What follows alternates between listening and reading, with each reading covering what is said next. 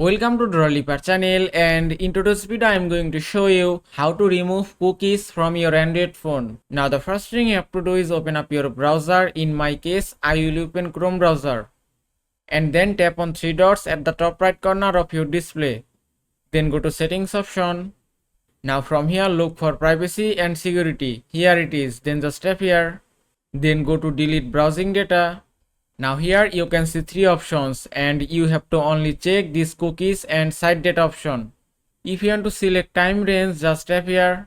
If I select last 4 weeks, then tap on delete data and it's done. Now your cookies has been removed successfully from your Android phone.